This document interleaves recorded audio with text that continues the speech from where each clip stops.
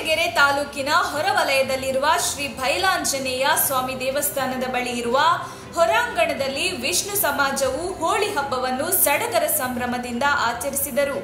ವಿಷ್ಣು ಸಮಾಜದ ಹೆಣ್ಣು ಮಕ್ಕಳು ಅವರ ಜನಾಂಗದಲ್ಲಿ ಬರುವ ಜನಪದ ಗೀತೆಗಳನ್ನು ಹಾಡುತ್ತಾ ಸಂಭ್ರಮಿಸಿದರೆ, ಇತ್ತ ಹುಡುಗರು ನಾವೇನು ಕಮ್ಮಿ ಎನ್ನುವಂತೆ ಸಮಾಜದ ಹಲವು ಗೀತೆಗಳಿಗೆ ಹೆಜ್ಜೆ ಹಾಕಿ ಸಂಭ್ರಮಿಸಿದರು. ವಿಷ್ಣು ಸಮುದಾಯದ ಮುಖಂಡ ಜಯರಾಮ್ ಮಾತನಾಡಿ, ನಮ್ಮ ಪೂರ್ವಿಕರ ಕಾಲದಿಂದಲೂ ಮಾಡಿಕೊಂಡು ಬಂದಿರುವ ಹೋಳಿ ಹಬ್ಬದ ಸಂಭ್ರಮಾಚರಣೆ ನಾವು ಕೂಡ ಮುಂದುವರಿಸುತ್ತಿದ್ದೇವೆ. ಪ್ರತಿ ವರ್ಷ ಹೋಳಿ ಹಬ್ಬ ಬಂತೆಂದರೆ ಸಾಕು, ನಮ್ಮ ಸಮುದಾಯದ ಎಲ್ಲಾ ಜನರು ಒಟ್ಟಿಗೆ ಕೂಡಿ ಸಂಭ್ರಮಿಸುತ್ತೇವೆ.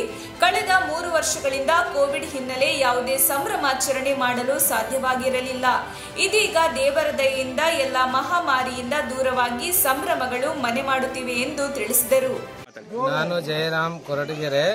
ವಿಷ್ಣು ಸಮಾಜದಿಂದ ಪ್ರತಿ ವರ್ಷನೂ ಹೋಳಿ ಹಬ್ಬ ಆಚರಿಸ್ತಾ ಇದ್ದೀವಿ. ಮುಂಚೆ 3 ವರ್ಷದಿಂದ ಕೊರೋನಾ ಇರೋದ್ರಿಂದ ಹೋಳಿ ಹಬ್ಬ ಆಚರಿಸೋಕ್ಕಾಗಿರಲಿಲ್ಲ.